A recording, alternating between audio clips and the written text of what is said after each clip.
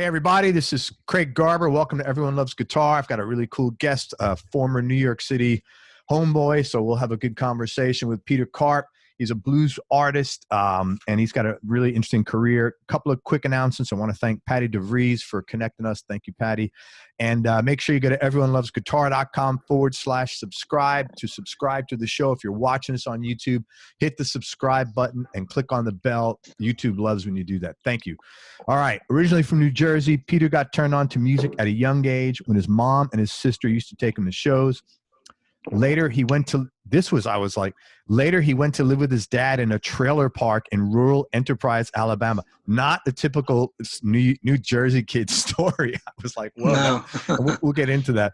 And when he went down there, he became aware of early blues artists like Son House, Robert Johnson, Muddy Waters, Elmore James, and Howlin' Wolf. At age 7, he picked up the accordion, and then he switched over to guitar in his teens. He moved back up north and started playing in clubs in the city like CBGBs, Folk City, and the Mud Club. And he shared the stage with acts like Marshall Crenshaw, the Stray Cats, George Thorogood, David Johansen, as well as others. He then left the music business for a while, came back, began writing songs. He released his first solo record. Mick Taylor, yes, that Mick Taylor from the Stones, heard the record and he liked it, and he wound up playing with Peter on his next album, The Turning Point.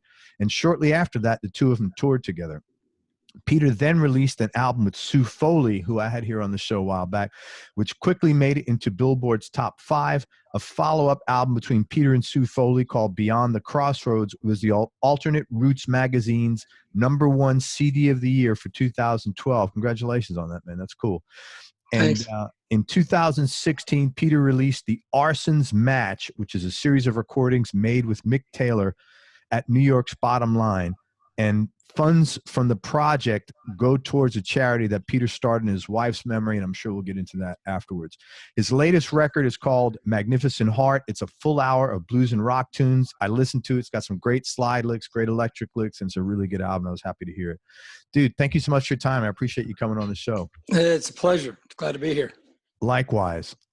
You know what? The Bottom Line, I thought the Bottom Line closed a long time back. I was confused with, how did that come out? Or was that just, you recorded it a while back and then released it later on? Yeah. So what happened with that record was when I met Mick, I was working on a record. He came over and he played on a few of the songs, and we struck up a friendship, and he liked my music, and I kind of liked his playing. And, that's hilarious. That's one dude I've never heard anybody ever say a knock on Mick's work, like especially the Stones era work. I've never heard anybody say that. Mick is sort of my term for him when people just want to know what I think.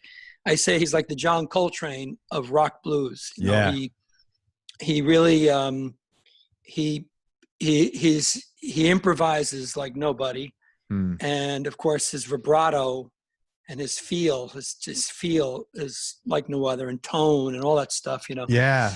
And he gets a lot of that from the blues guys, the Freddie Kings, and the people who he listened to a great deal. Freddie King, I think, from what I could tell, was one of his major influences,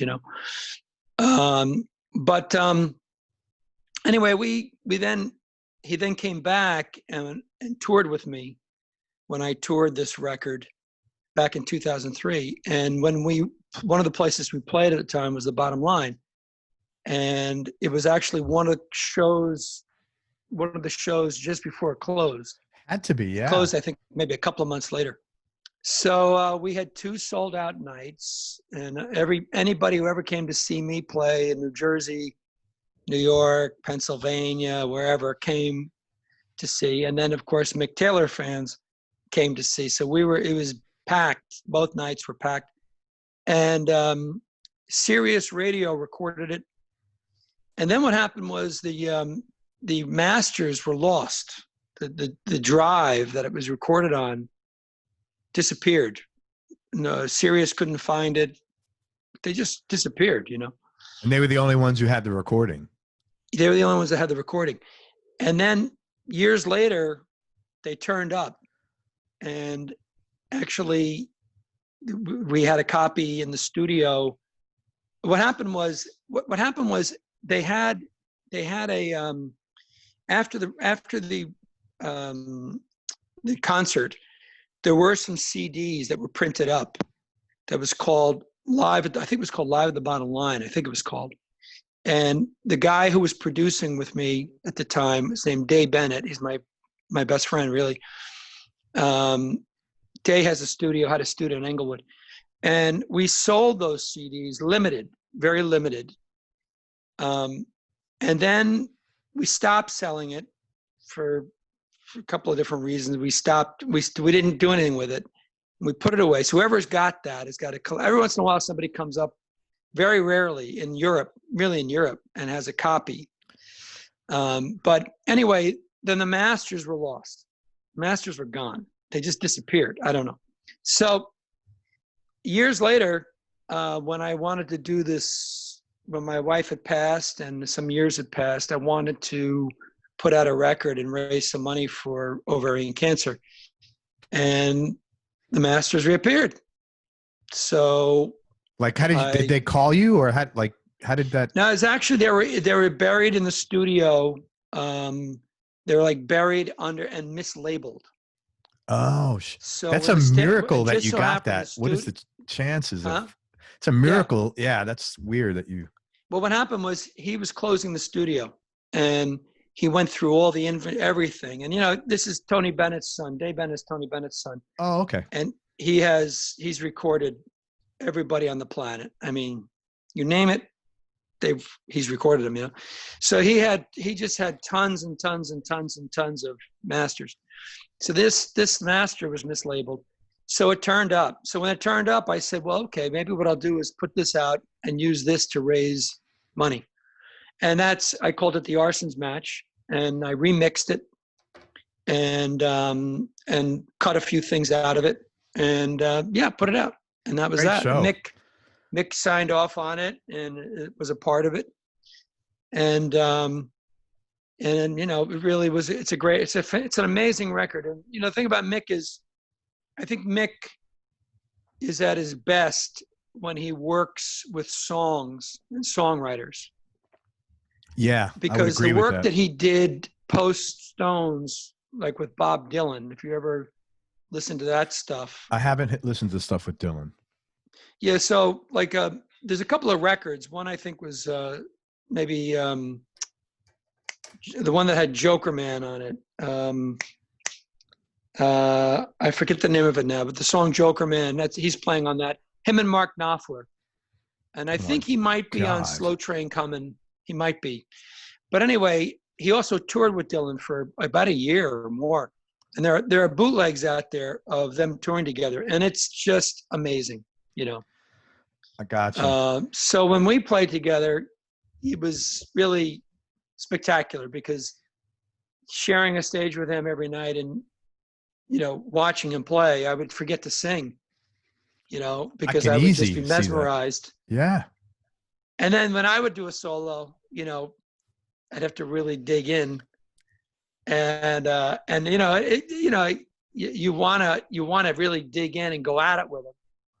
But then you realize, well, that's not a good idea. Nobody really wants to hear me play guitar right now. Nobody, not even me. So, well, you had the resonator, so it was smart. It wasn't like you had a Les Paul and he had a Les. That would have been like not a good move, man. No, I always did that. When I worked with Sue, I played open tunings just about 95% of the time. Yeah. And played slide and open tunings. I got pretty good with, formulating chords and changes with open D, open G, and then alternate tunings, because I always felt that, you don't get in each other's way. Yeah. Two people with standard tuning, you've got to really you got to Ronnie Wood, Keith Richards it, you got to work it out, Yes. Otherwise it can get very sloppy very quickly, Yeah.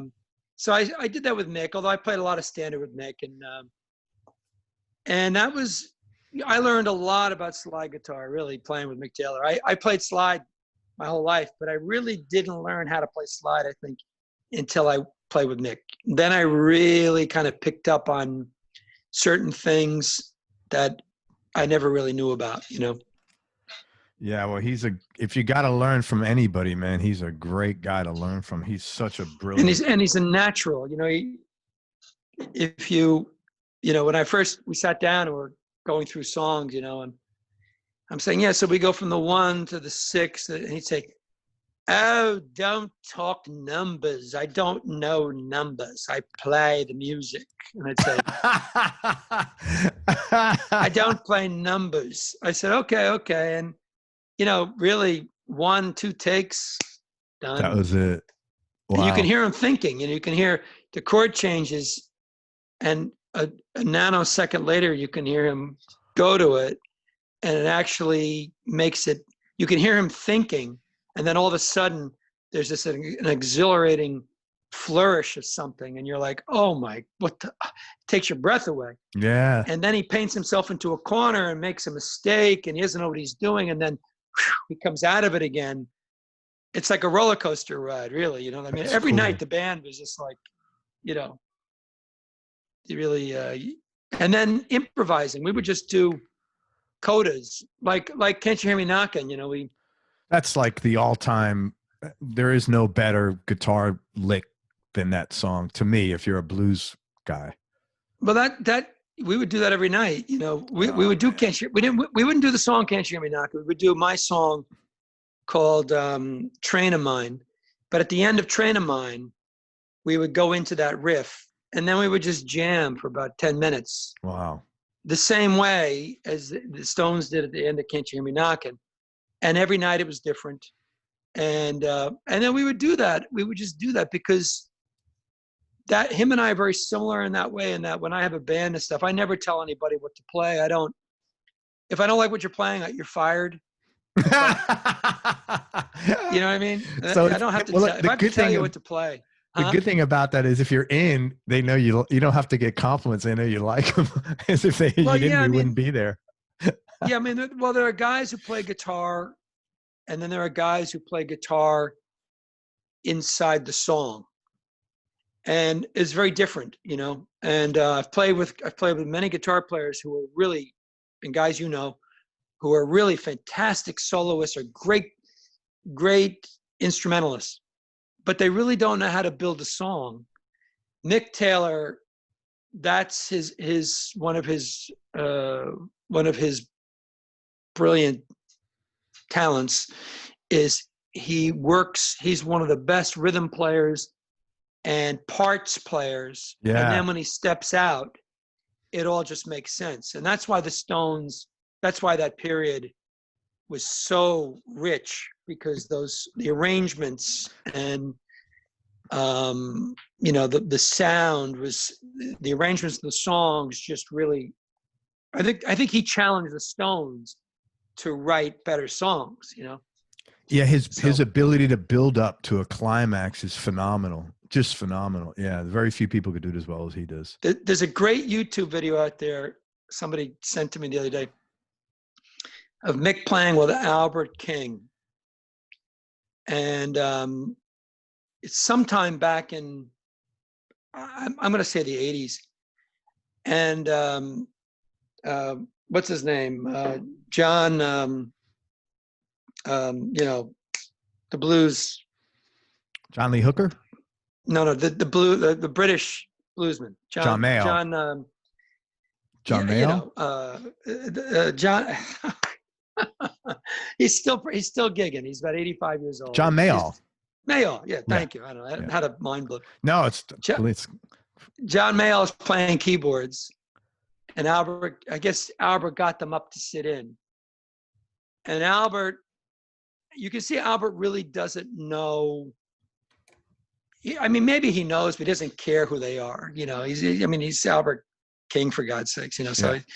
So he's just sitting there, and he's looking over at John Mayall, and John Mayall's playing on the keys, and he's waving Mayall off. Like, no, like don't play so many notes. He's like, no, like, you know, because Mayall's really excited and he's playing a lot of notes, and Albert doesn't look happy. And then Mick starts to play, and all of a sudden you see Albert turns around, and he just watches Mick. And Mick starts very slow, one note, vibrato, you know, and Albert just lets him go, gives him all the time in the world. And Mick, he's playing some strat that somebody gave him, and, you know, and he turned a couple of knobs, and the sound, it's beautiful. And you can see Albert sitting there going, all right, son. He's like, yeah. You know what I mean? It was really impressive, you know. Thank you, man. I'm going to definitely go after that and watch it on YouTube. Yeah. You know, it's funny. Have you ever heard Steve Vai in an interview? You have exactly the same voice. It's like, yeah, it's identical. Yeah. I feel like I'm talking to Steve Vai. Even though he hasn't lived in the New York area for like probably 35 years, his accent is actually stronger than yours, but your voices are identical. Oh my God. It's really weird for me. Yeah. Well, yeah. Same exact tone. Our guitar playing isn't. A little different. Yeah. A little different. Okay. So in reading your bio, it sounded like things were going well for you. You were playing out in the city, and then I don't know if it implied that you became a little disillusioned with music and then you left. So I was curious what prompted that, and what did you do when you stopped playing music? Well, I grew up, I'll tell you a little bit about my background. I grew up I was born in northern New Jersey, and my mother at a very young age, it's right around the time of the British invasion, just before I was born, just before the British invasion. And my mother was an avid music lover. And when she was a kid, she grew up in the north of New Jersey, right across the George Washington Bridge, you know, and she would go into New York, and she would go see Sinatra and the Dorsey Brothers, and, you know, and then jazz and Miles Davis. You know, she loved music. So when my brother and my sister and I came along, it was in the early 60s that she started to take my sister, who was older than me, to all the shows, the Beatles, the Rolling Stones, the Who, James Brown, the Four Tops, the Temptations, Diana Ross and the Supremes, Little Stevie Wonder, on and on and on. And they would take me with them. So I was, you know, I guess when it started, I was about 6 or 7 years old. And for about 3 years, I went every weekend to Murray the Case Swing and Soiree, to the Fox Theater, Brooklyn Fox, and I saw everything, you know. So by the time I was about 8 or 9 years old, I had really seen like everything that was happening, you know, in terms of Motown, and I'd say top 40, but top 40 was really everything, you know. I didn't see Hendrix. Yeah. Hendrix came along a little later than that anyway. I saw all the earlier, you know, like I said, the Motown acts and James Brown, the soul acts. Then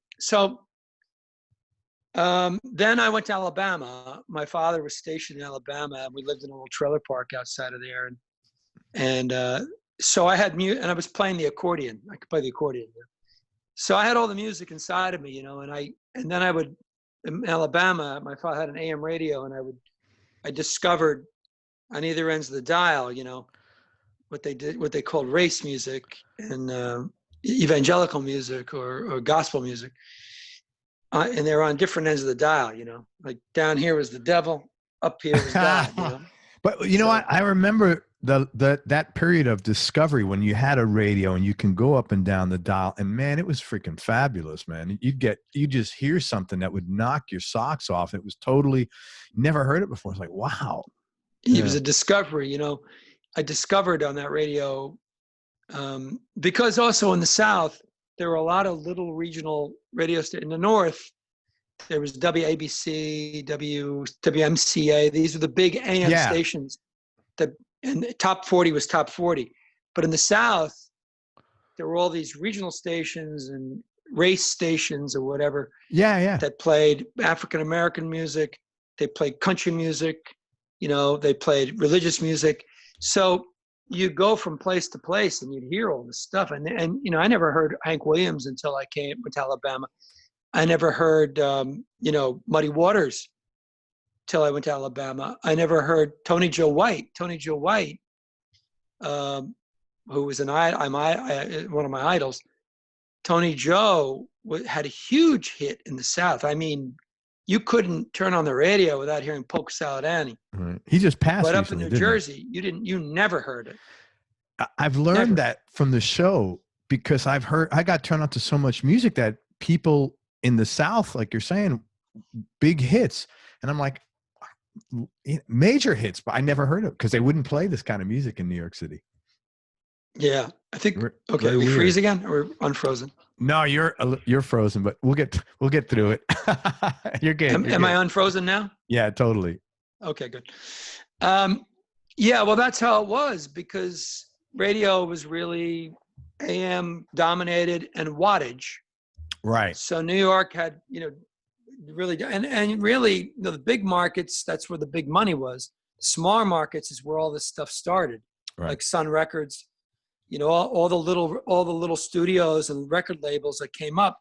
They eventually, they either got bigger, like Atlantic, got bigger, or you got signed we made it up to the big time. You get signed to RCA or to Columbia or to whatever, So then, so I kind of grew up. And then what happened when I was about 15, 16, I saw Springsteen at the Bottom Line. And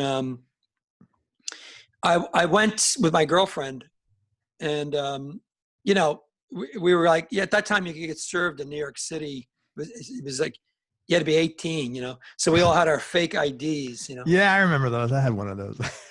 So she said, and I knew about Springsteen because, I only grew up about 40 miles away from him, and I'd heard his name in New Jersey.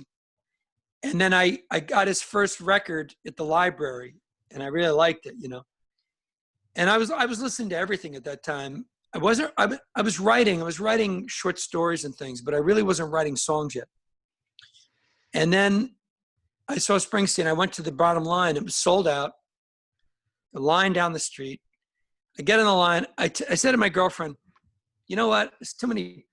We're not going to get in. Let's just go to the Beef and Brew over down in the Village there, and let's just buy beer and get drunk, And there's a girl online. She turns around. She says to me, have you ever seen Bruce before? I said, no. She said, if you leave this line, you'll regret it the rest of your life. She said it right to me. And it's like time stood still. That's wild.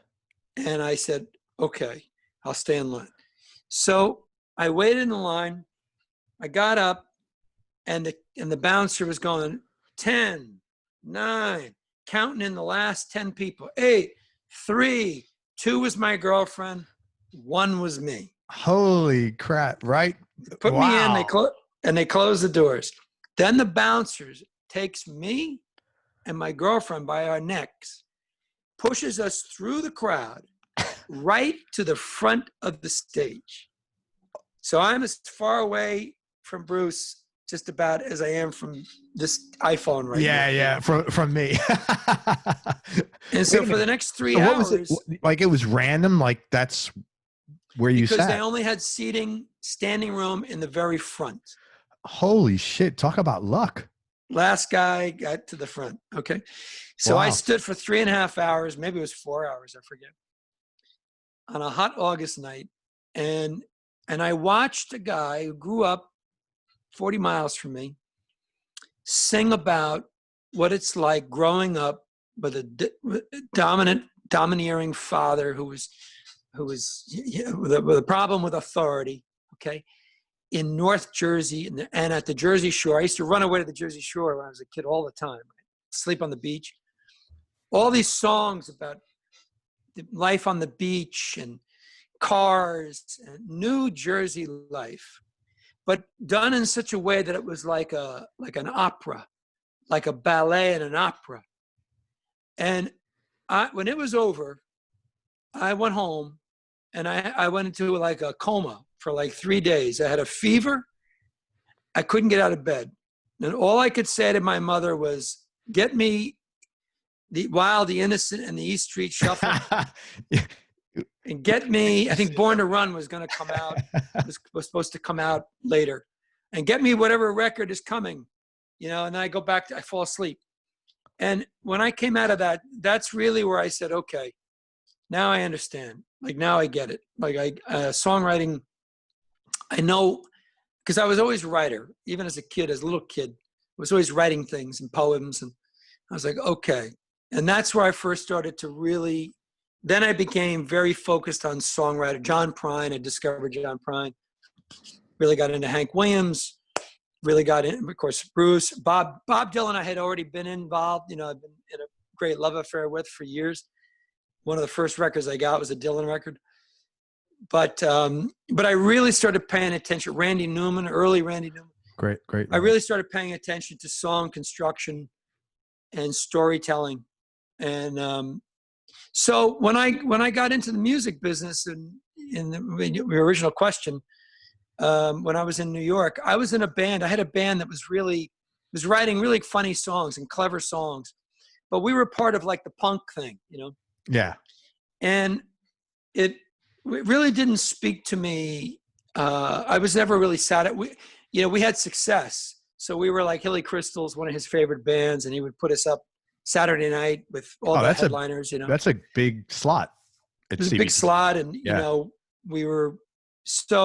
had a lot of success in the Lower East Side thing. And then, I was offered a record deal. But the thing is at that time, the woman who was singing in the band was my wife. Okay. And we decided to get married. And my father was a military kind of guy and raised me, to do the right thing, which I stopped doing years ago. But at that time, right on, I did the right thing. And I left music, and I got into doing film and doing music, like soundtracks and things, like licensing, to make money. So you were licensing your music? No, I stopped playing live, and I started doing, I learned how to edit film. Mm-hmm. And then make film. And then I took my composing skills, and I would write jingles or soundtracks for people's films or whatever, Yeah. And I used my creativity to make money. For about 12 years, I did that exclusively. And that's why I left it. And so when I say I was disillusioned, I was really disillusioned with the music I was playing, because I was doing it for success. I wasn't really expressing myself, I wasn't really being true to myself, Sure. So, but I really left it to make money, because I didn't want to be that guy who got married and had a kid and was saying, okay, see, I'm going off on the road for 2 years. Good luck with the kid, Yeah. Good for you. So, then I got back into the business after my kids turned about 13. And they were like, why are you hanging around us? We don't want you, And, that's really, that's a trip when that happens. It was for me anyway. It was like, yeah, it happens quickly. Yeah. I was like, okay, I'm coaching basketball this year. And my son's like, no, don't. Like, why not? I'm like, why not? It's so much fun. No, come on, Dad. I really don't want you, I know. It's devastating. Okay. I was devastated when that happened, man. I was devastated. Yeah. My daughter, not really my sons. My daughter, I'll never forget. She's 11. I'm cuddling her in bed one night. We're laughing. I'm telling her stories, reading a book. Literally, the next day, I walk into her room. She looks up at me. Can you knock? I was fucking devastated. Yeah. I was devastated. I was like, I was like the end of the world, man. I couldn't believe it was going. It's tough, man. I thought when she turned 16, my name went from being Peter to go away. That's about what it's like, man. I wouldn't even get to knock. I'd get to the door. Go away. Yeah, man. Don't come in here. Okay. Traumatic. So, but, and then when that happened, I had been writing though, all those years I've been writing songs, and I found my voice. I really found myself as a songwriter and as an artist really in those years. Raising kids does that to you. It really defines you, because you really, there's no masquerade. It's difficult as hell. It was for me anyway. It's fucking incredibly hard, man. Yeah. Because you sacrifice, you give, and then you have to teach. And in order to teach them, you really have to know yourself. You really have to know yourself. You have to know what you're teaching. So I learned a lot in those years, and my songwriting really changed. And I remember I went to a party. I had worked up my songs, me and a guy playing bass. I was playing acoustic guitar. And he said, "Oh man, I'm going to this party. Why don't you come? Bring your guitar." I said, "Well, I don't play anything." He goes, "No, just bring it." I said, "Okay." So I brought my guitar. He brought his bass, and somebody said, "Hey, Dave, this guy plays guitar or whatever." And Dave's like, "Yeah." So I pull out my guitar, and there was about 30 people, 40 people in the room, and I play one of my songs. And when I'm finished, I look up, and there's silence, and I'm like, "What's wrong?" And there's a young girl, beautiful young girl sitting right in front of me, and she's looking at me like, and I got nervous. I was like, "Oh my God, like what happened?" And then there was like silence, and they're like, someone said like, "Well, play another one." I said, "Okay," and I was shocked because I never had that experience before. When I had my band back in the punk days, it was a different kind of a thing. It's more about power. Yeah, that's not song driven, that music. No, yeah. It wasn't. It wasn't really song driven. So I was like, I went home. I said to my wife, I said, something happened. I told her, she goes, "Well, I think it's time for you to go back and play." I said, "Oh, that's cool." Oh, she was behind me 100%, So I went to a little shot and beer joint in Bergenfield. It had a sign on the door, said, "Musician wanted for happy hour, 6 to 9 on Fridays." So I walk into this place, no windows, cinder block building. Man, this was like, a mother rapist, father killer, father molester, killer hangout. Okay. This was like, and the guy says, his name is Johnny A. Johnny says to me, "All right, you play Zeppelin?" I was like, yeah. I didn't play any Zeppelin. "You play Neil Young?" I said, "Yeah, I play Neil." I didn't play any. All I knew were my own songs. Okay. He says, "Okay, you're hired. It's $50, 6 to 9 Friday nights." I said, "Okay." I show up there, and I mean, one-eyed women and, the dregs of society.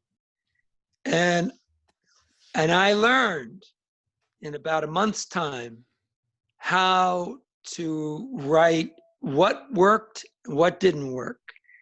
And I learned how to write songs that were funny. I used to write songs just for that gig, and I learned how to work a crowd without ever resorting to Neil Young or Led Zeppelin. That's a tough crowd that's like baptism by fire, man. That is, down in Nashville here, everybody plays in listening rooms to their friends, and whenever I talk about songwriting at workshops or things, I say, that's not who you want to play to. Go outside of Nashville, go to some redneck bar where it's just old guys drinking hard liquor, and you try your songs out on them. And if they react, you're good. You got something. If you can beat them, if you can win them over, playing for 1,000 people in a theater is a piece of cake. Wow. Okay? You got to win those people over, And that to me was that's when. So when that started happening, all of a sudden, a lot of musicians in the New Jersey area started showing up, and before I knew I had a band.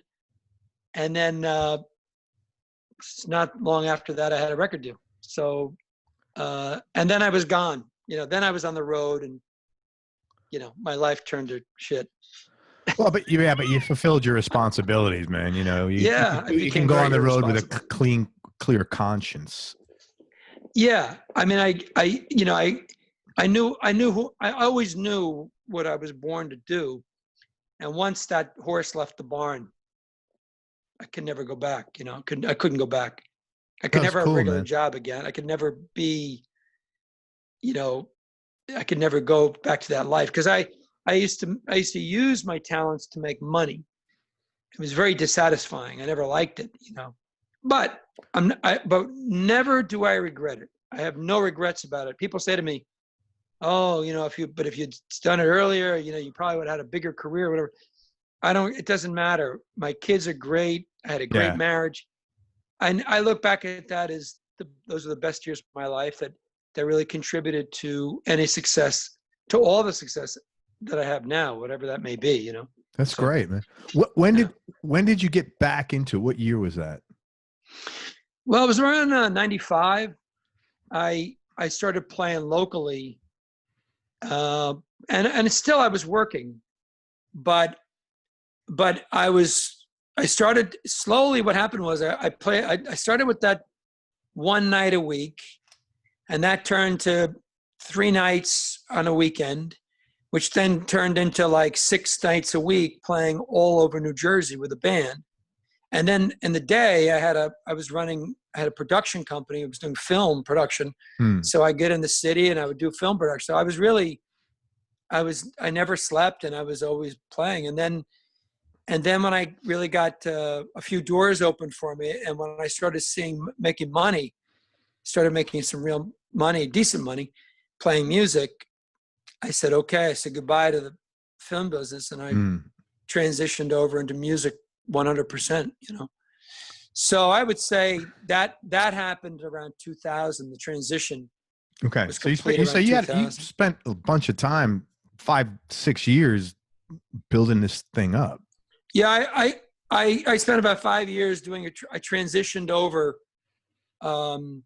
before I went national, as they say, you know, before I went out in a van and lived on the road for weeks and months, you know. Sure. I still stayed around in I'd say the tri-state area. Yeah. And then I would do some other gigs, like I would do like weekend runs to the Midwest or something like that, or up in the Northeast. But I really didn't go national and then international, whatever, overseas until after 2000. And that's when I had the time to do it. I was making records. I was getting paid to make records. And, you know, I was getting paid enough money to justify my going to do it. Sure. I wasn't making the same money that I was making when I had my film company. But I didn't care about that because I never, the plan for me was always to be who I am, you know. Yeah, yeah. But I wanted to have a good life with my wife and kids too, you know. So When you were doing jingles in the city, did you ever bump into a guy named John McCurry the name's familiar. and Neil Jason? Yeah, those names are familiar. Yeah, those guys had okay, so John and Neil had a production company. They were doing a lot of jingles during that period of time. What was the name of their company, remember? I don't know. I had both of those guys on the show. Neil's a very successful bass player. John's a successful guitar player. But they had a production company together like in the late 80s, early to mid 90s, I think. And that's I probably got their demo reels, you know, because I used to get, when I was doing film, I would also get reels. That's how I probably know them. Yeah, yeah. Good guys. I worked with a lot of great people back in the, and you know, another thing too is during those years, that enabled me to go out and meet a lot of people. Like I met a lot of, you know, I would go out and seek out songwriters like Willie Dixon. I spent a weekend with Willie Dixon. Yeah. How did you, that was a question. I read that you work with people like Willie Dixon, Springsteen, Jackson Brown, Richie Havens, Rick Ocasek. How did you connect with these guys? And like, what was some of the good lessons you learned? Well, okay. So what happened was when I got into film, I started to edit, became an editor. And because of my music background, I started getting hired to do music videos. Oh, okay. Like in the height of the MTV. Yeah. Okay. So I edited big, you know, people. I mean, the Cars, a song called Drive, which was a very big hit for great song. That was a great. Yeah. So I worked with Rick Ocasek and Tim Hutton, the actor, he directed it. That's wild. The Jacksons, Michael Jackson and his family. I worked on a song called Torture. I worked with Springsteen, his very first video that never was released. It was Dancing in the Dark. Yeah. It's when Springsteen didn't want to make a video. He did not want to make music videos. And a guy named Jeff Stein, who was a film director, talked him into doing it. So he showed up in a soundstage, and they shot some footage. They started to make it, and they got halfway through it, and Springsteen turned around and said, "I'm out of here." Really? He jumped in his car and drove away. So they brought all the film over to me, and I cut it together. And then they brought it to Springsteen, and he said, "Nope, I don't want to do this video." He didn't like the concept. So he trashed it, but his record label insisted. It was around the time of Born in the USA. So he insisted. So he ended up doing that Dancing in the Dark as a kind of a live thing at a show where he dances with Courtney Cox and all that. And he had a very big director do it. I forget his name now, but and I didn't do that one. But did you get to meet with him? Yeah, I met him. I met him a couple of times. I met him actually. I met him 1 week after I saw him at the Bottom Line. I met him at the Empire State Building. That's what, like you would both just randomly there at the Empire. That is kind of weird. I went up to the Empire State with my girlfriend the very next week. That's weird. And it was cloudy. You couldn't see anything. And I'm standing there, and she squeezes my hand. She says, "That's Bruce Springsteen." And I look around, and there he is. He's with his girlfriend. And I'm like, "Oh my God!" And this changed my life, you know. So she said, "Well, let's go talk to him." And I said, No, I don't want to talk to him, because my mother always told me, never meet your heroes. Always admire your heroes. You never want to meet them, because they'll always fall short. Because when she would go into New York and she'd go see the Dorsey brothers, whatever, she met one time. She went backstage and she met, I forget which one. It might have been, it wasn't the Dorseys. It was the Millers, one of the Miller brothers, the Miller. What was his name? Anyway, one of the big band guys. And she said to me, "Oh, Glenn Miller? Glenn Miller." She's like, "He was so rude. Wow. He was awful." She said, I said to my girlfriends, "We're never going to meet any of these people. We'll just go to the shows." You know? So I told my girlfriend, my mother said, "Don't." My girlfriend said, "I don't care what your mother said. We're going to go talk to him." I said, "All right." So I walked over and I said, "I saw you last week at the Bottom Line." And I said, you know, I just got to, I will tell you, like, it changed my life, you know, because, "Oh, you know, really? How?" You know, I said, "Well," I told him, I said, "Well, I'm a musician and a songwriter. And I grew up in Lyon." "Oh yeah, man, it's up by the George Washington Bridge." Yeah. And we had a nice conversation about music. I told him about, stuff. And so at the very end,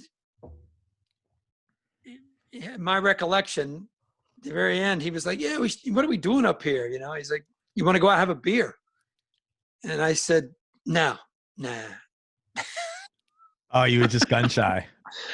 I didn't want to know him. You had that thing from your mom in your head. Yeah. I didn't want, and that always stayed with me, even through the years later when I worked with a lot of big people. I never got to know them, and I never even wanted them. I didn't even want my picture taken with a lot of them, only a few, but Buzz Armstrong, the astronaut, I had to have my picture taken with him. That's weird that you wanted to have your picture with Buzz Armstrong, but you didn't want to have a beer with Bruce. I got to tell you, that's a little weird. Bruce didn't walk on the moon. Yeah. Bruce might walk on water, but he didn't walk on the moon. That's something, man. Yeah. It's interesting. I've heard that. I know the adage of, don't meet heroes. I've had the opportunity through the show to meet some of the guys and it's always been pretty cool. I've been fortunate, I've been real, but it's different. It's super different meeting somebody in an interview setting where everybody's on their best behavior. Not saying anybody's being phony, then like you're walking down the street, in real life. That is different. Yeah. I have the best situation here to meet it's rare someone's going to come on an interview show and be a dick. This is not like that's rare if someone's going to do that. So you give anybody enough time and they can be a dick. It's like You know what I mean? Anybody. But the people I met, I mean, I had great, like for instance, Willie Dixon. But it was in the context of work. I was working on a show, a blues show, and he was there. And I always was very interested in Willie Dixon because, as a songwriter, I always thought that Willie Dixon was, was really, the Cole Porter of blues. Yeah, he was because his songs are very, dimensional and thought-provoking, and great allegories, and it wasn't just simple guttural blues. There were concepts, dead presidents, and things like that. Had an accented pistol, graveyard train, shoots tombstone bullets with a ball and chain. Like really incredible. Yeah, pretty articulate, man. Articulate and ideas. He was really an idea man. So he's the one. One of the things that all these guys taught me, all the musicians I met, but Willie kind of focused it down, was I played him one of my songs, and we were sitting on a piano, and I played him a song of mine, and he said, yeah, play me one of your songs. So I played him a song of mine, and at the end of it, he said, okay, man, that sounds pretty good. I said, oh, thank you. He goes, well, let me ask you. He goes, what the fuck do you know about whiskey and women? And I said, well, I don't know. I know. He goes, man, how old are you? I said, well, I'm like, 24. He goes, man, you don't know shit about whiskey and women. Wow. And he says, you might think you do. He goes, you're trying to be something you're not. He says, don't try to be something you're not. He says, you got to be yourself, right? He goes, so when you write songs, you got to be true to that. You got to be honest to that. And that was probably one of the first times I really heard somebody say it like that. The other guy who said it to me like that was Robert Lockwood Jr. Sure.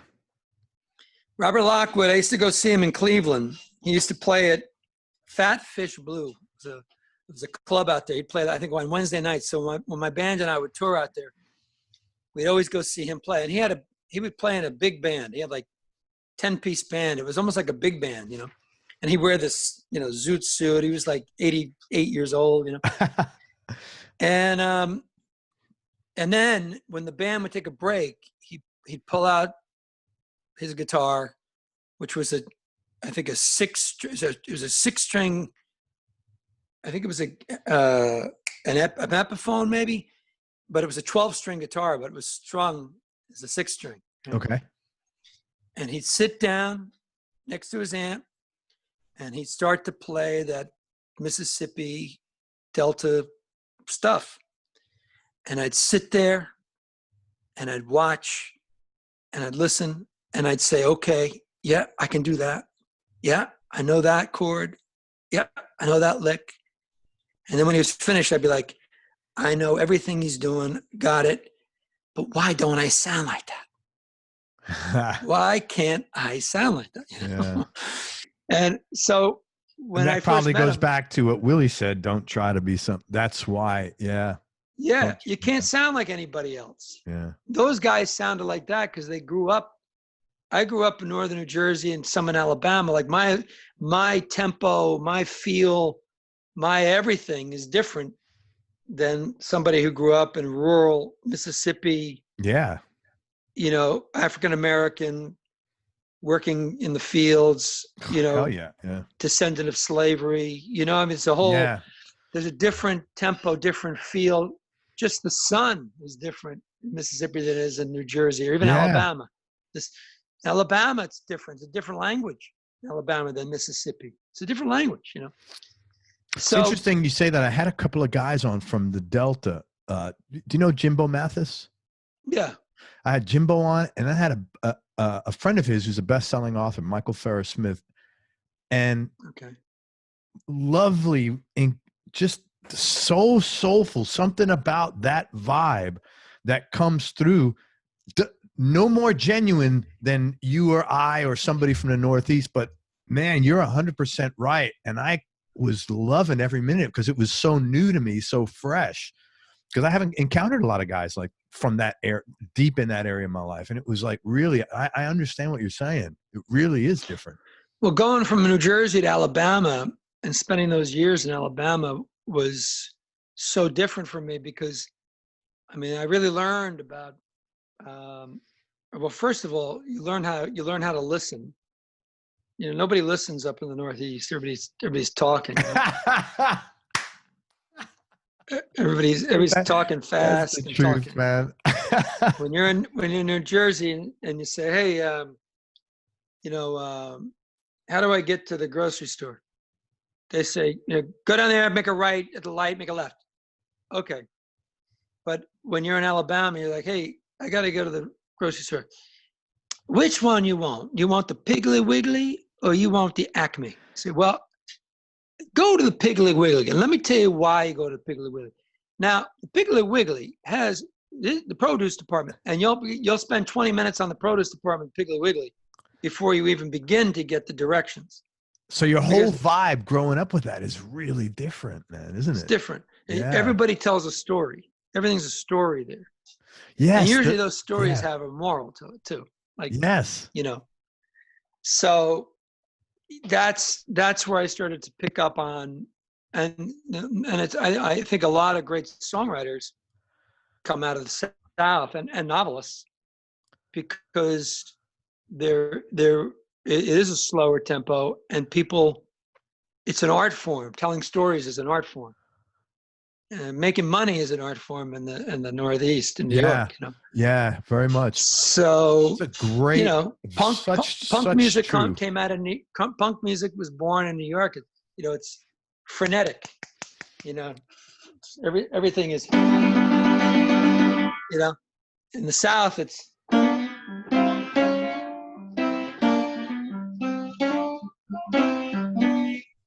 It's a shuffle and a feel and a story, So, and if you think about that, if you grow up like that, where everything is, it's I don't want to use the word easier. It's geared more towards happiness in a way. Yeah. Or pleasantries, or care for your fellow person, really. Yes, it's human. It's more human. I mean, blues music is all about blues, R&B, soul music. It's all about the human experience, most of it. I mean, some of it's dance music, but it's human interaction, human experience on a very working class level, Yeah. And it's not cosmetic. It's not pop. It became pop because it was so good. Yeah. But Wilson Pickett, Mustang Sally was a great song because it was a great story and a great feel. Like the feel of Mustang Sally. Nobody ever plays Mustang Sally right, Everybody always plays it fast, But if you listen to Mustang Sally, the original, it's slow. I've never heard the original. It was Wilson Pickett. I'll have to go back and check it out. Yeah, you listen to Mustang Sally. Everybody's like this, Mustang Sally. It's not like that. It's like this. Mustang Sally.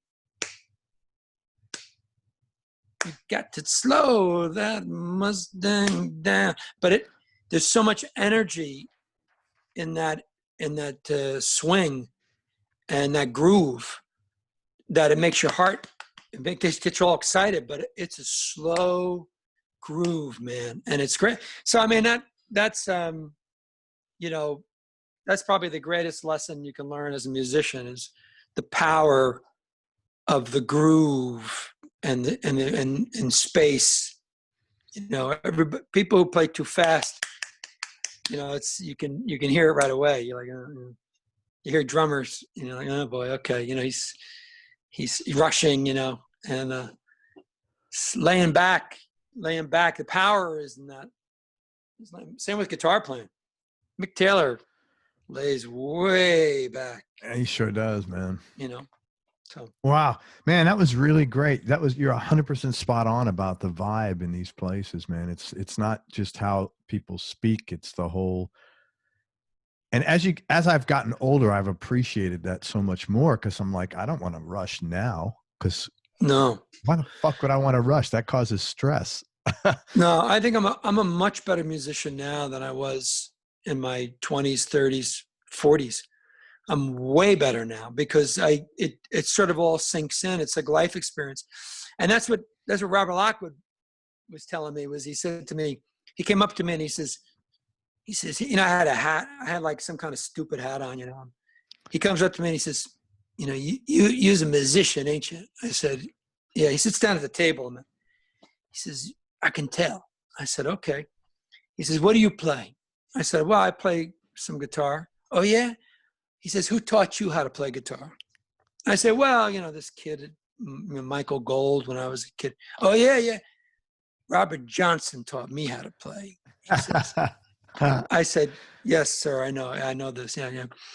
He says, what else you do? I said, well, I play some piano. He said, you play piano? Who taught you how to play piano? I said, well, you know, this guy's father, Marty Gold, and Robert Johnson taught me how to play piano. I said, I'm getting the picture. Yeah. It was kind of confrontational. Like, what's he looking to get out of that? He had sass, you know?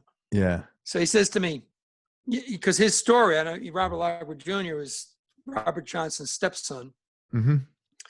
And he actually used to pose as Robert Johnson. When Robert Johnson would have a gig or two gigs at once, he'd say to Robert Lockwood, you take the guitar, you go down, you play that gig, you say you're me. Holy crap. And you bring back the money. Okay. So that's what he did. And that's what Robert said. That was, you know, he learned from Robert Johnson. He learned all that stuff right from Robert, right? So he said to me, Robert Lockwood said to me, he goes, let me ask you something. He says, when you're playing and somebody comes up to you and says, you know, can you play this song, or can you play, you know, Stevie Ray Vaughan's song, or can you play, what do you tell them? I said, you know, I try to accommodate. No, man. What do you tell them? I said, well, I don't know. I try to, he goes, I'll tell you what you tell them. He says, you tell them, go fuck yourself.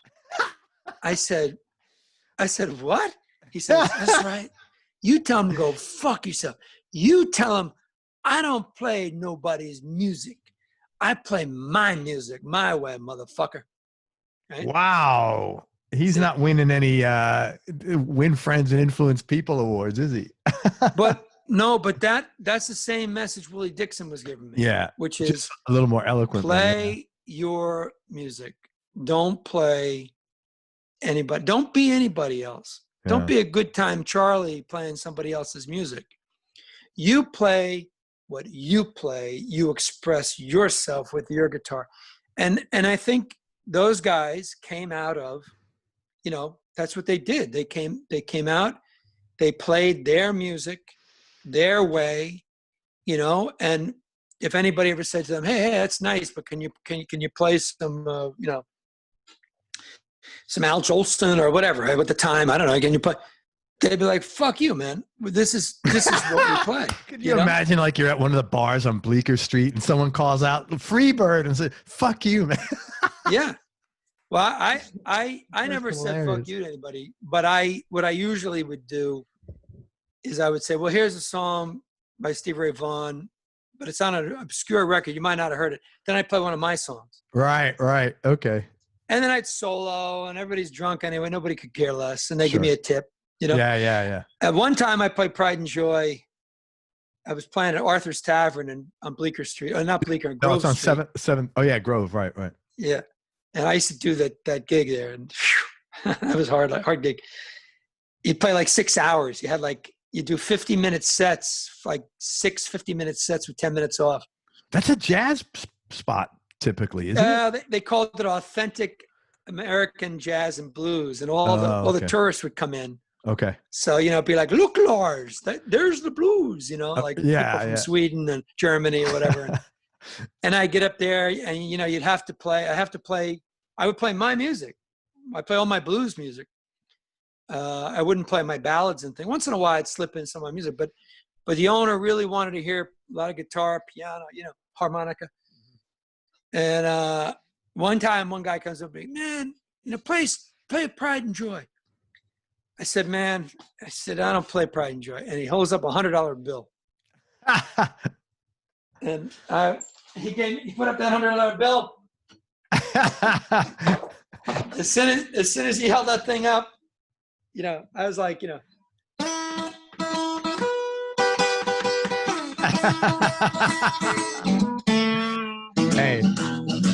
Yeah, I was doing all that stuff. The whole band, we jumped right into it. Hey, I'm sure Robert Lockwood Jr. would have done the same thing. Yeah, a $100 bill. Yeah, it changes changes. You'll sell your, your principles. They're for sale. Great, man. Hey, but meeting all those guys, it all came back to one thing, and that is be yourself, be true to yourself and stand behind what you do. Don't let anybody tell you any different. And that served me very well because, when I got on record labels and stuff, and I never let anybody change anything I ever did. Everything I ever put out is exactly the way I wanted to put it out. Nobody changed it. And, I wasn't angry about it, but I was very focused. I'm very focused about what I do and who I am. And if you like it, great. If you don't like it, that's okay too. It's okay. But, and when I do a cover song, I do it my way. Because I'm not Stevie Ray Vaughan. Yeah. Nobody is, Do you think being a little older when you started having all these records probably helped that, I would imagine? Because, it's hard to have that sort of like what you just said. If you like it, cool. If you don't, that's okay. It's hard to have that confidence as a young man. It's the great, the Bob Dylans, 21 years old, coming into the New York City music scene. Yeah. Knowing exactly what he's doing. And to this day, everything he does is, the Bruce Springsteens, the Bob Dylans, the John Mayers, whether you like him or you don't like him, the guys who come out, they're 20, 21 years old, and they really, really know who they are and what they're doing. And John Mayer, from what I can tell, I think John Mayer is a very smart guy. I think he loves Stevie Ray Vaughan. He loved blues music. He loves to play guitar. But he saw that he could make a name for himself as a teen idol. So those early records, my daughter would bring these John Mayer records, and I'd see this young, good-looking kid, and I'd hear these songs where he's whispering and singing pop tunes. But then on the cover of his record, he'd have like an old Stratocaster. It looked like Stevie's, And I'd say, what's that about, Yeah, it's not congruent. And then I heard one of his songs, and I looked at the credits, and he's playing guitar, and I'm like, this kid can play guitar, Yeah. And then when he became successful, he put that aside and he started playing what he plays now, which is guitar-driven music. He did what he wanted to do, Yeah. So that was very smart for a kid that age. That is smart. I've never heard it put together like that. Have that sense of self, Very much. And that talent to be able to write those pop songs and put all that together. He's a smart guy, You ever listen to that? Age, I think musicians, the most interesting musicians, to me, a lot of their work, not all of them, but many, the ones that last. The Stones are still putting out great record. They put out a record in 2006. I think it was called A Bigger Bang or something. Nobody ever really listens to it. It's one of the best Stone records I ever heard. Is it? It's amazing. Yeah. It's great. I want to ask you about some of your music. The title song on that album we talked about, the live record, The Arson's Match, is that based on reality? That's pretty heavy, those lyrics. Yeah. What's it about, man? Well, to the extent you're comfortable. Yeah. No. The anybody who's self-destructed, or anybody who's been through destructive periods in their lives, what I've found is you can pretty much, the culprit, when you go to look for the culprit, it's usually you usually, so the Arsons Match is that story. It's the story of a guy whose house burns down, and you hear about how the house burns down. And at the end, he says, and I did it, you know. He says that, you know, you don't know that till the very end. Why I done it, only God knows. So you're sitting there going, oh, this poor guy, his house burned down. He lost everything. He lost his wife. He lost his kids. He lost everything. Oh, poor guy, poor guy. And at the end, he says, and why I done it, only God knows. So, you know, I think I've been guilty of that. I never burned down my house, you know, but I know I've been through things like that. And many of my friends over the years, you know, I have a very good relation that, by the time he was 35 years old, he was a multimillionaire. By the time he was 40, he lost everything. Lost sabotage. Drugs and alcohol. Lost wife, kids won't talk to him. Wow. Lost every dime he had. Ended up in a homeless shelter in Harlem. Holy That's it. Shit. Matter of like 3 or 4 years. I mean, he lost everything. You know? And he'll be the first one to tell you, yeah, man, I was the arson. I burned down my home. Wow. It's an intense song, man. Yeah. Who played harp on that track, man? That guy's kill it. That's Dennis Grunling. Holy crap, man. Dennis is another Jersey guy, and he played my band for many years. Now he plays with a guy named Nick Moss. They have a band called the Nick Moss out of Florida? Band featuring, huh? Is he out of Florida? Nick Moss, I think, is a Chicago guy, I think. Okay. But he had a band called the Flip Tops. You might have interviewed him. He's a blues guy, guitar player. He's got a lot of very good guitar player, kind of Freddie King kind of guy, from what I've heard, you know. But they've been winning. They just won a slew of blues awards. They do very traditional blues music. And Dennis is a very traditional, he studied the form. So he played with us on those tours, and as well as many other tours. And Dennis is one of the rare guys. He can play. You can give him anything. He can play on it. You know, it doesn't have to be blues. It could be anything. You know. Great heart. I mean, he sounded phenomenal on that record. Really did. He's a great player. Let's talk about Magnificent Heart, your newest record. So, anything intentionally different that you did as far as making this record? Well, I think it's the first record I've made with my core band. Niles Turrott on bass, Mike Catapano on drums, Paul Carbonera on guitar, and you know, kind of it's the first record I think where every track was my core band. And then I played about 80% of the guitar on that record.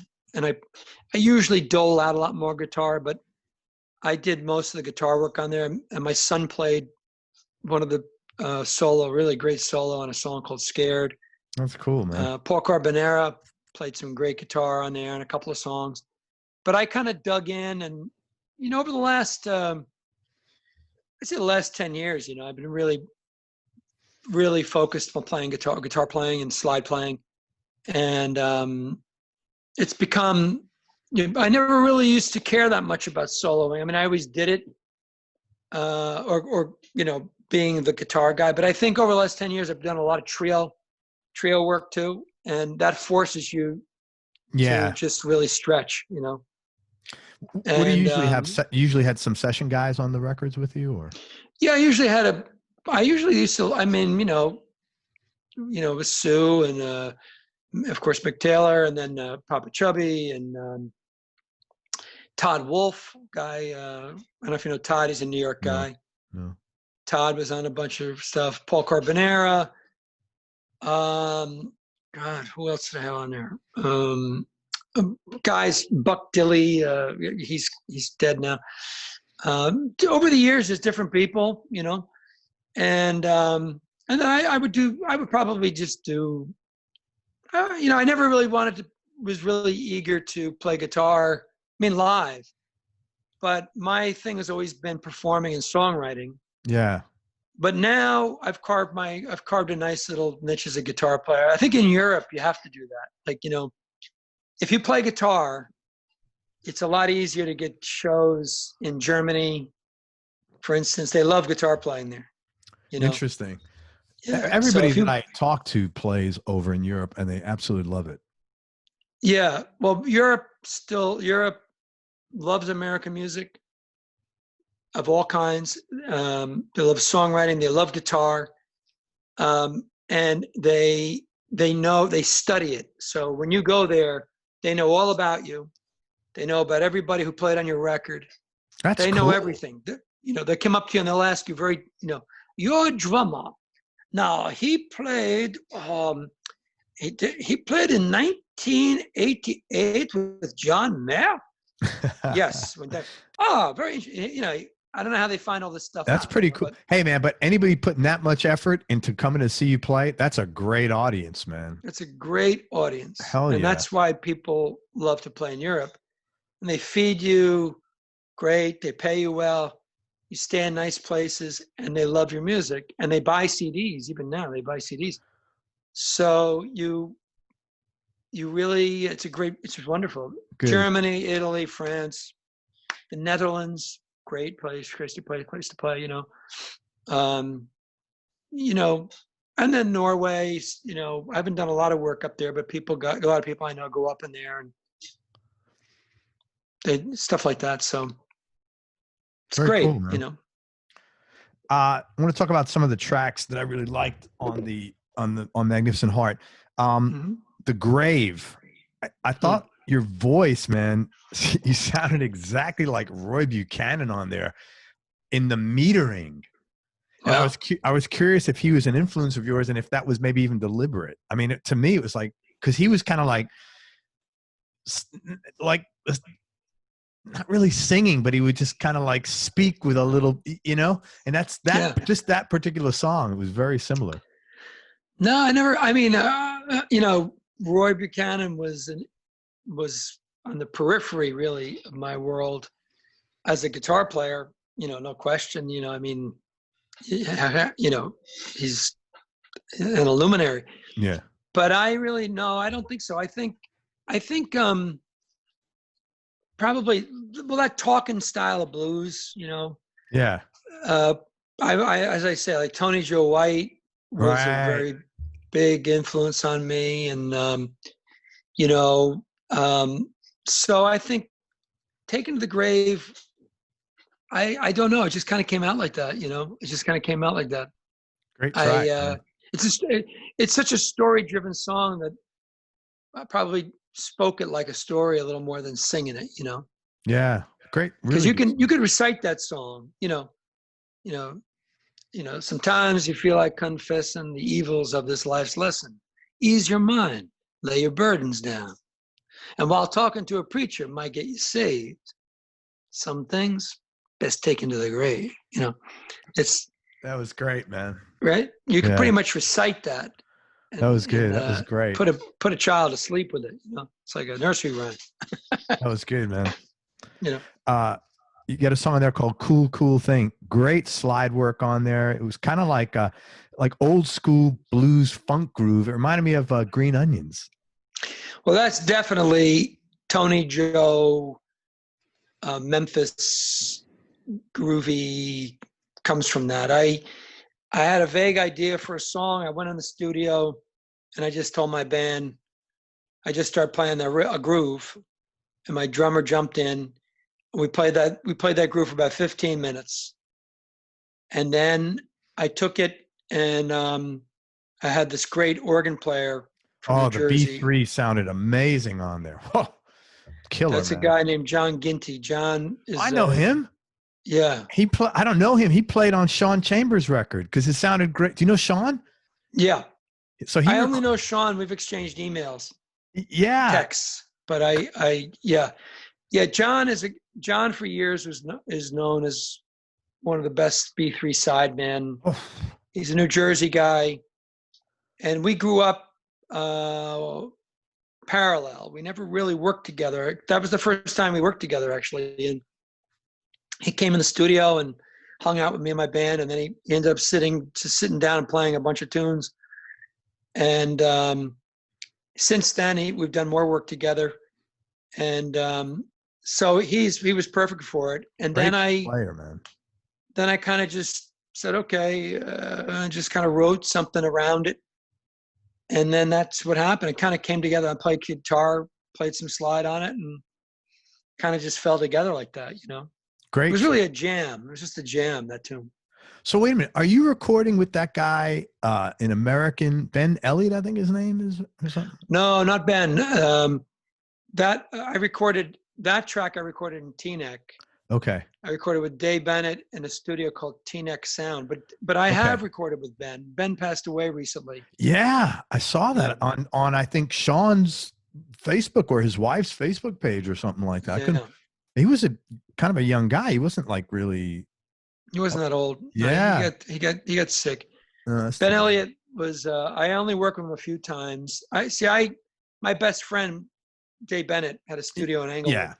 So, and I pretty much lived in that studio for a few years. I kind of lived in my RV in the parking lot, and I was there every day. But I went to Ben's. I played on a couple of other people's records there, and I knew Ben. And Ben was a like a folk hero to musicians, especially out in the West Jersey area. He was a real vintage guy. He loved vintage equipment. He loved recording. He was a very imaginative recording guy, and real soulful, really great guy. And when everybody loved him, Yeah. And I knew Ben, but I didn't know him as well as like John did. John and he were very close. And my new guitar player is a guy named Mike Tishy, and Mike is a Jersey guy. I mean, he and Mike were very close. Mike tells me a lot of stories about Ben. So Ben was really, the passing of Ben was a real loss to the New Jersey music community, Sure. Yeah, that's how because I know Sean, I think, recorded, because Sean's record sounded great and he attributed it to Ben. And I said, man, who's that B3 player? He said, John Ginty. And I think I knew he came from Ben somehow. So I'm not surprised. Great player, man. Amazing. Face the Wind. It's just piano, keys, and some strings. That was a really sad song, man. Really pretty. And this word can make you run in fear, or this world can make you run in fear. What's the backstory to that? And also, were those real strings, or was that like a synth? Because it sounded those are real strings. Sounded great, man. So I wrote that song, and over the years, I wrote that song a while ago, probably about 10 years ago. And I first recorded it in Woodstock. The only time I've ever worked with another producer other than me or Dave Bennett. And it didn't go very well. But this guy assembled a all-star band to play with me. And it was David Sanchez from the E Street Band on piano, and Garth Hudson of the band playing. Oh my God. Yeah. And then who else was on there? Gary Burke, who was a drummer, played with Dylan, millions of people. That's a hotbed Tony Levin of talent. Oh, Tony the bass Levin player. Bass. Holy shit. There's a hotbed of talent up in Woodstock. I know that. Yeah, he put this huge band together. And so I recorded that song. And I'll never forget, I played that song. I just written it. And I played it. All the musicians were around the piano, and I played it and sang it to them. And when it was done, David Sanchez said to me, "Why aren't you just playing it and singing it? Just record it like that." And I said, "Well, I don't know." He says, "Why do you want me to play piano on this? You should just play piano." And I said, number one, I'm a huge fan of yours, but I said, but the producer here, he wants you to do it. So he goes, "I'll do it." He says, "But man, the way you should record that song is just you." So I did it with those guys, and it sounded huge. I mean, it was huge. And when I heard it back, of course I was impressed, because I was like, wow, I'm playing with these amazing musicians, and that's my song. Wow, But then when I went home, I played it for some friends, and they were like, "That's not you." And that song, I don't really hear the song. I hear Tony Levin's bass. I hear this. And then I sent it to the record label at the time, and I sent them a bunch of tracks. And the tracks they picked were all the songs that I did with just me and my band. They picked none of the tracks I did with this producer. That's funny. And so I put it away, that song. And then when I was making this record, I pulled it out, and that's exactly what I did. I just played piano, sang, and then sent it. My guitarist, Paul Carbonera, helped me with the strings, and we had a quartet come in, and we did a string section on it, and that's it. And that's it, live or die. And when I play it live, I play it solo, and it's always it's always a tearjerker. Oh, it's a beautiful song, man. Yeah, I really liked it very much. Yeah, I wrote that one for my wife. Oh, wow. Yeah. Yeah, I'm not surprised. It's a really pretty song. Yeah. Peter, talk about some of the low points or dark periods you've had to deal with, and how'd you get through them? Well, I mean, losing my wife was the lowest, darkest, toughest, and at the same time, probably the most, what's the word? It's a good word. I can't think of it right now. Well, it was probably the most revealing time of my life, because when you lose somebody like that, you really discover, and you go through that kind of an ordeal, it's like you're never the same again, and you never see life the same way again. And it's like you have a seventh sense, you have a sixth sense about life. And so in that way, it's a gift, only in that way, because, no matter what your problems are, you know that, okay, you got money problems. Okay, that sucks. You got relationship problems. Okay, that sucks. You got car problems. Okay, it sucks. You got music business problem. Okay, but it's not that bad. So your perspective is forever altered. Yeah. Frame of what shitty really is. Yeah, you learn. You really find where the floor and the ceiling is in life. And when you meet people who've been through stuff like this, you immediately connect because you're in the same club, and you immediately become simpatico because you've been through the same things. I was in a relationship with a woman, and she loved her drama, Everything was, oh, I don't know, and I don't have this, and what am I gonna do? And I used to say to her, listen, you don't really know. You don't really know what it's like to really, really have a problem. This is not a problem. This is really not a problem. And I say, and I realized this was something that was always going to be a problem for me with her, because she never had that experience of that dimension. Yeah, the frame of reference is not there. It's not there. And it happened to me when I was young, relatively young. I lost my wife when she was 50. And wow. So I never been through something like that at that early. That's not supposed to happen till you're like in your 60s or 70s or 80s or whatever, Well, and the older you get, the later you think it's supposed to happen. Yeah, you're never really ready for it. But yeah. But when life is snatched away like that, and everything changes, everything collapses. Everything collapsed, And luckily, I had a very strong family. My kids were very strong. My mother and my sister, my in-laws, her parents, they just were fantastic. So, of course, you don't know what to do with yourself. I didn't know what to do, and you do one of two things. You either, hold on, someone's at the door. Oh, It's okay. It's okay. You either rebuild. What I did is I immediately tried to rebuild everything as fast as I could. Not a good idea. Or you shut down. And sometimes that's good, and sometimes that's not good either. You know, there's no real answer to it. Yeah, I don't know that there's a right or I wouldn't think there's a right or wrong to. I mean, everything's wrong, but I don't. How do you? There's no frame of reference on that in your. There's no book. There's no book. There's no. Yeah, what do you draw on to how to coping skills?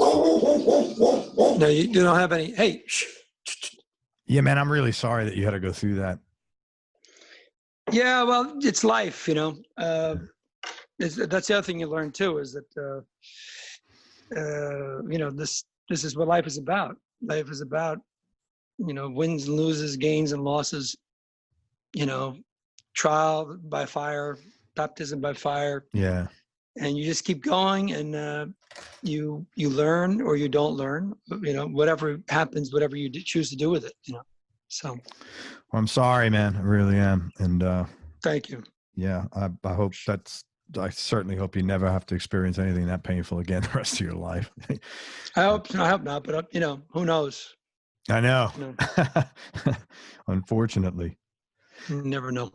Hey, I know you went to loads of concerts as a kid. Tell me the top couple of concerts that you remember that you saw that you liked. Well, I would say James Brown, James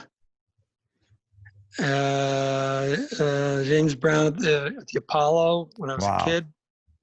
I would say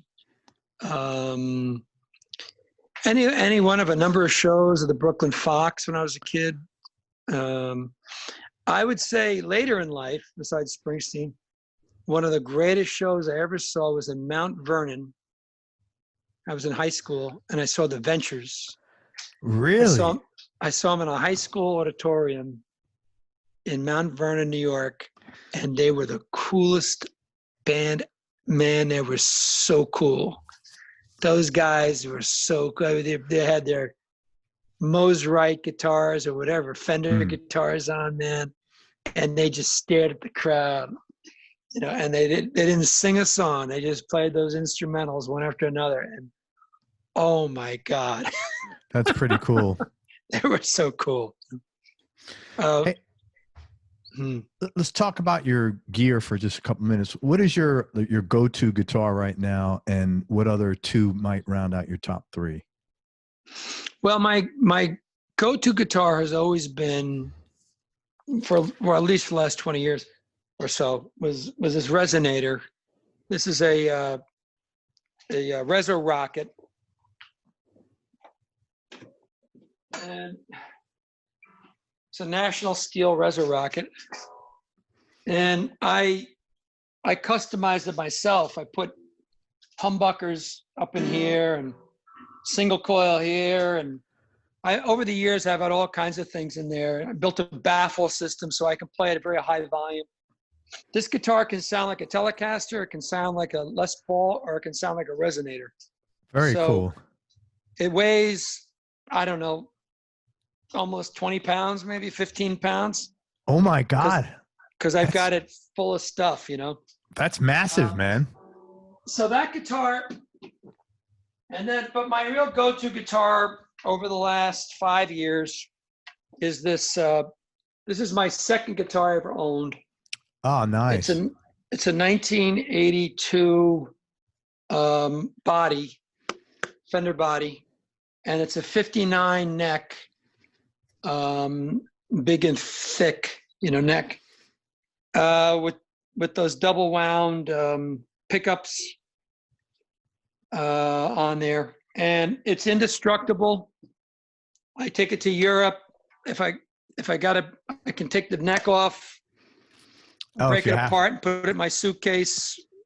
And it's an incredible sounding guitar. It's just an amazing guitar. That's great. That's my go-to. That's the one that's. But the other guitar that I use, especially in the studio, is the first guitar I ever owned, which is a 1971 Gibson 335. and it's a factory reject. It's got that stamp on it. What was wrong with it? Who knows? I don't know. I don't know. But that's what they would do. There's a stamp on here somewhere. I need my glasses. See, now that's probably worth something because of the stamp. It's worth a lot of money, this guitar. Yeah. And you don't take that I've on had the people road, come up to me but actually both guitars, the Strat was a reissue of a 57. So it was a particular year. I had a guy come up to me and offer me $4,000 cash for it. Wow. At a gig. A really great guitar player out of Jersey, actually. But this one is a real classic. And I don't take this out much because, these guitars are a little fragile, because of the bridge and all that kind of stuff. A Strat, I'll tell you a great story real quick. Okay. Yeah. You'll love this as a guitar guy. So this guitar originally had this is the guitar that Mick Taylor played, by the way. That's the Sunburst Strat. Okay. Yeah, I played this on my records. And originally did he not come neck over? On it was a maple neck, but it was that 57, like a thin. They were kind of thin feeling, Maybe they were the V neck. I don't know what they're called, but anyway, I never liked the neck. I hated the neck. So when I got this guitar, the first thing I did was take the neck off of it. And at that time, I think I put a warm mouth. I ordered a particular kind of neck or something. So the neck that I had, which is hanging up in the other room, the neck that I had, I threw it in a closet, whatever. And then over the years, I needed it for something. One time I needed it for one summer. I had a window that wouldn't stay open. So I got the neck and I put the neck in the window and I held the window open like all summer long, through rains. Okay. And then, whatever, something, I had to move some furniture. I needed something to pull, so I'd use it to pull a couch out, lift the couch or whatever. And then finally it ended up in my basement, in my house in Jersey, and I had a flood. And it was underwater for 3 days. Holy underwater. Crap. And I just when I cleaned up the base, I just took it, I threw it in the back of some closet, Okay, so now when Mick Taylor came to town in 2002, I guess it was, and he said to me, he said, do you have he says, I'll have my Les Paul with me. And I said, oh, great. He says, have you got a Strat, And I thought about this guitar. I was like, yeah, I got a great Strat, Okay, good. He says, okay, I'll see you in the studio tomorrow. I said, okay. I go home, I pull out my Strat, and I plug it in, and the warmouth neck that was on the Strat is bowed and it's twisted. Like I hadn't played it in many years at that time. So the neck had twisted, and I'm like, shh, and I'm trying to adjust. I can't. It's just no good. I'm like, oh boy, what do I do? I was like, wait a minute, there's that original neck. No. Right? So I go down in the basement, I pull this thing out, it's covered in old mud, and it's just disgusting. The frets have like corrosion on it. I take a sponge and soap and water, I clean the neck, then I take a little piece of, sandpaper or whatever, and I just go over just to get off the corrosion off the things. I slap the neck on the guitar. I look at it. I go, this is the best I can do. Come to the studio next day. So Mick's like, have you got that Strat? I said, well, yeah, I got a Strat here. I give it to him, plugs it in. He starts to play it. He goes, oh, he says, this guitar, it's amazing. I said, really? He says, yes. He says, I can tell you love this guitar. He says, great. He says, it plays so beautifully. He says, and I said, yeah, I love that guitar. And I never told him the story, right? That's great. But I always like to tell that story because, that's a Fender guitar. Yeah. It's 2 pieces of wood bolted together. And it just, Telecaster, Stratocaster, whatever, it's got that, it's basic physics, bolt them together and it just has magic coming out of it. And that's it. That's amazing. Great story, man. Yeah. Great story. I could tell you really care about this guitar. Yeah, man. It's been how much you love this guitar. Long time in the making. Yeah. That's great, man. What's the first record you ever bought? Do you remember? I'm going to say it was the first record I ever bought might have been Major Lance, and the song was called Monkey Time. It was a 45. And Major Lance was an artist that Curtis Mayfield produced. Okay. It was basically Curtis Mayfield and Curtis Mayfield's group backing this guy Major Lance. And it's just, if you ever hear the record, it's vintage Curtis Mayfield sounding.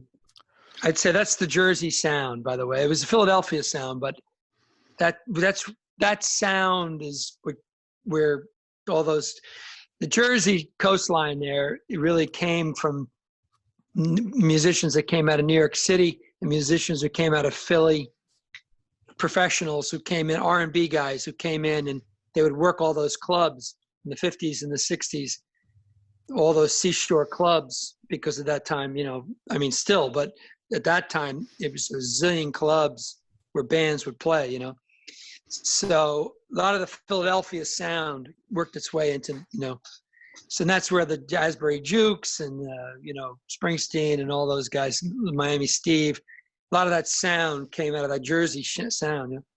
So that's probably the first record I bought. But the first album I think I can remember buying on my own, I think, was Sgt. Pepper's. I think Sgt. Pepper was my first one I ever bought where I actually plunked down the money. But I used to get a lot of records from my sister, because my sister would buy the records. She was older. And I just go in her room and steal them. Right. And then she'd hear me playing them. She'd come in and hit me and take them back, and I'd take them back again. And, so. She's still around, your sister? Oh, yeah. Yeah. Good. She's still got those records too, What's give me your top 3 Desert Island discs, no particular order, and just for now. Top 3 discs. I'd have to say,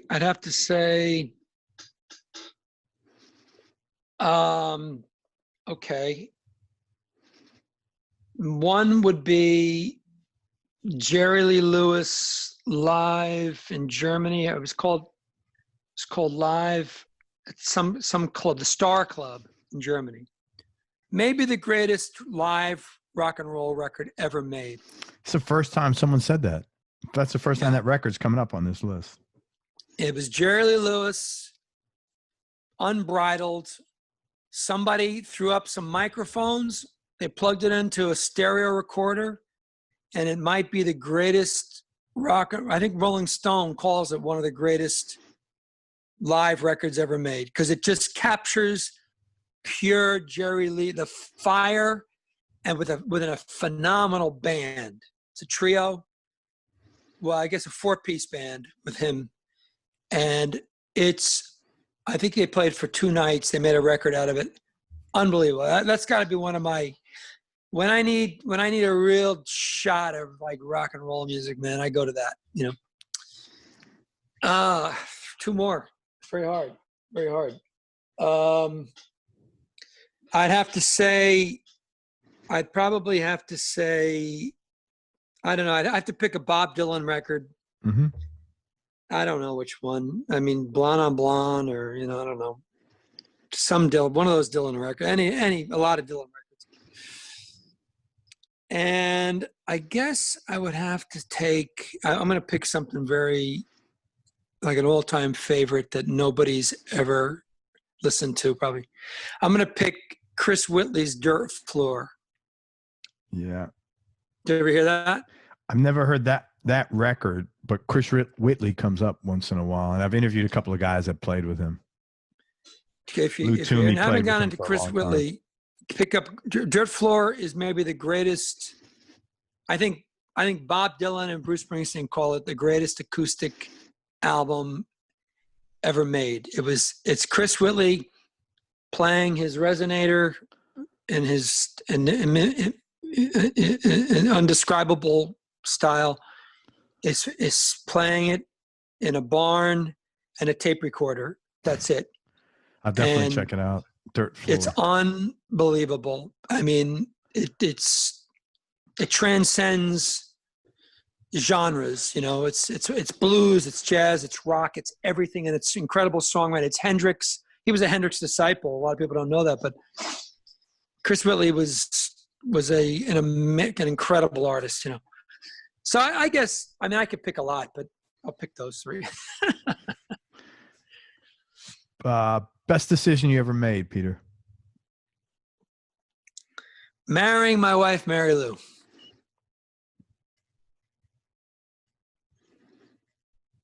It's nice, man. Tough question. What do you like most about yourself? Now, probably the same thing I hated about myself years ago, which is I'm stubborn and I can only do things my way. That's become my greatest advantage in life. It used to be my biggest enemy. Yeah. Why, how is it flipped around? Because I think I think I didn't trust my instincts, or I didn't trust the things I thought were the right things to do, decisions to make, Interesting. Now, I you go with your gut more. You trust your gut more. Good, man. I trust my gut. Well, I tell everybody too, trust your gut. Yeah. Always trust your gut. Always trust your gut. Don't listen to anybody. I'm a big believer of that. Only listen to those people who your gut says to listen to. Yeah, absolutely. Best money you ever spent on something? Best money I ever spent on something might have been this house. Oh, very cool. I bought this house 16 years ago. I was doing a gig here, and this is a good story. Yeah, I told a story about playing and living in a trailer in my RV, and this couple said, "You got to buy our house." I went to their house. The next day, I bought it, and it's a beautiful house. I have a studio in here. It's just a beautiful house on a beautiful piece of land that overlooks a river and horses and cows, and my dog has got 2 acres to run around in, and it's quiet. My God. I can play drums at midnight. Nobody but the cows can hear it. And so I can record here. It's complete solitude. It's beautiful. And it's great for coming off the road, the insanity of the road. You're hidden. You're hidden away, That's great, man. Good for you. It's funny how things like that happen. Come by our house. And I bought it very cheaply. And now the whole area is full of, Justin Timberlake's and a lot of McMansions there, man. Yeah, there's all kinds of things like that all around me, so it's pretty cool. Good. Do you have any hobbies outside of music? Oh yeah. No, I'm very I love basketball. I still play. Very cool. Love basketball. I like cars, and I like motorcycles. I've got a 1989 Harley that I love to ride. I've got 1970 Chevy C10. I used to have a 67 Pontiac Bonneville, 57 Chevy. So I like cars. Love to tinker a little bit with cars, I'm not one of those guys who's, if I'm not playing guitar, I don't know what to do with myself. I can find things to do.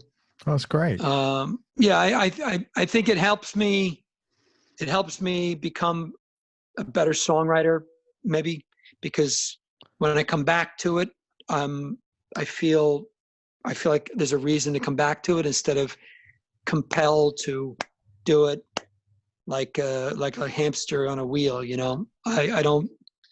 When I get into it, I'm totally obsessed And I'll go through periods where I'm completely obsessed and totally focused. But then I can disengage and go do some other things, That's great, man. It's tough to do that. That's good that you can. Yeah. Favorite place you traveled? Italy. What do you like about it? The people, the food, to play music there. I have a band there. Lives there in Venice. Oh, right. And I get with these guys and we play all these little bistros and cafes and, theaters. I play all kinds of things, but I don't care. When I'm with those guys, I just like to kick back and drink a little vino and eat some fish and play music. They love music. I mean, they're romantic people. Romance. They're all about romance and art. So the whole country is just romance and art. Romance, art, and COVID-19. And COVID-19. Unfortunately. Yeah. That too. Yeah, I try to get over there this July. I can't get it. They won't let me in. So, oh, they're not open yet. No. Wow.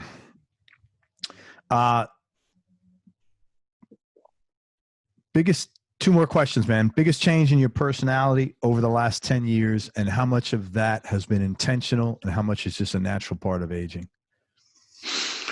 I'd say going back to being sure about who I am, I'd say that probably kicked in about 20 years ago. But I with each day that goes on, I become, when I was dating women or whatever, and they'd start to tell me about themselves, whatever, or they'd say, "Tell me about yourself." I'd say, "Okay, it's very simple. I know exactly who I am. I know exactly what I want." And I'd say, "Do you understand? Like, it's that simple, They go, okay. And I say, okay, just letting you know that. I know, there's no equivocation. Like, oh yeah, I'd try this. Oh, maybe no. Either I'll try it or I have no interest in it. I can tell you like that. And the same thing with music. I very rarely do more than 2 takes ever with guitar playing or singing. I lay it down, rarely, maybe with guitar playing, will I go over something to work something out. But usually what comes out of me the first or second time is it. And because I've just, Sinatra was like that, right? That's Sinatra. I didn't know that. Sinatra, 1 take, 2 takes, that's it. That was it. Really quick story. Sinatra was around the time when I was doing film. Some friends of mine worked on a shoot with Sinatra in Times Square, and they were shooting a commercial for the Big Apple, and he was singing New York, New York, right? So the camera was on a crane, and at the very end, he sings, New York, and the camera pushes in on him, and then he says, I love you, New York, or something. And end of commercial. So they set up, they get everything ready. No Frank. All of a sudden, exactly, 3:00, the limousine pulls up. Frank gets out. The wardrobe woman says, "Come on, Frank, let me take you to the wardrobe." He says, "What for, baby? I'm dressed." He says, "Where do you want me?" They put him on his mark. The director says, "Okay, you're going to sing that last line to New York, New York. You're going to look at the camera and you're going to say, he says, do you want to rehearse it?" He says, "What for? Let's go." They say, "Okay." They got 5 cameras running the whole thing. And he says, "New York." He says, "I love you, baby." Cut. He says, "Okay, Thump. Thank you. Goodbye." He walks away. The director says, wait a minute, Frank, he says, "What?" He says, let's do another one. He says, "What for?" "I'm done." He gets in the limo. The cameraman says, "We got a problem," because when he turned and said that line, I lost focus at the end. Director says, "Wait, Frank." He says, "We have a problem." "Problem? What problem?" He says, "Well, one of the cameras lost focus." He turns around, he goes, "Which one of you guys lost the focus?" Guy says, I did. He walks over to the guy point blank. He goes, one more. He goes, you better get it. He lines up. New York. Bang, he hits it. Okay, goodbye. No questions asked. In the limo, gone. And that's how he recorded all those records. If you listen to the Frank Sinatra's records, all that phrasing, that impeccable phrasing, all that, one take, maybe two takes, that's it. So, and the reason why is because Frank was very sure about who he was, what he did, unless he had a screw up of some kind, which he rarely did because he was so good at what he did. He knew that first, second take is where the magic is, you know? Yeah. So that's how I look at life now. That's great. You know, it's funny. I remember that when you said it at the end, I love you. I remember that commercial because they used to air it all the time on a TV. That's really funny, man. And last question, maybe you answered it just now when you said, I know who I am and what I want. Most important lesson life has taught you is to expect the unexpected and to enjoy every minute of it. Man, I think that is a really perfect way to end this interview, man. I cannot thank you enough. I'm going to tell people what you got going on, but thank you so much for your time, and I really enjoyed talking with you. And thanks for sharing. It was a pleasure, man. I really enjoyed it. I really enjoyed this. It's great. Cool. Likewise, man. Same. Let me tell people where to find. All right. If you're not hip to Peter Karp's music, I would love you to go and support him and check him out. And it's Peter Karp, K-A-R-P. Go to peterkarp.com. His last record is Magnificent Heart. Great. 13 songs, great blues, great licks on there. But man, I went through most of his catalog. I'd really encourage you to at least listen to the Arson's Match featuring Mick Taylor. There's some great songs on there and you know, some great playing, of course. I don't have to say that. If you are here in the States and you want to buy any of Peter's stuff, please do that through peterkarp.com. Also, you can get to all his socials there, Facebook, Instagram, Twitter, and YouTube. So if you could sign up, subscribe to his YouTube channel and, you know, follow him on all the socials, that would be great. If you're over in Europe and you want to purchase Peter's stuff, support him by going to Europe. It's ZYX Music is the album. That's correct? Yeah, ZYX. Yeah. Go to ZYX Music. That's the label, and you can buy all his records there. And man, any word on touring, or it's too early? No, I mean, I had tours set up. I had a 30-city European tour that crashed in April and May, and then I had tours here that canceled, and then in the fall I had a European tour, and that's still there, but I don't think it's going to happen. So I don't know. We don't know what's going to happen, right? We don't know when until I think there's. Until there's a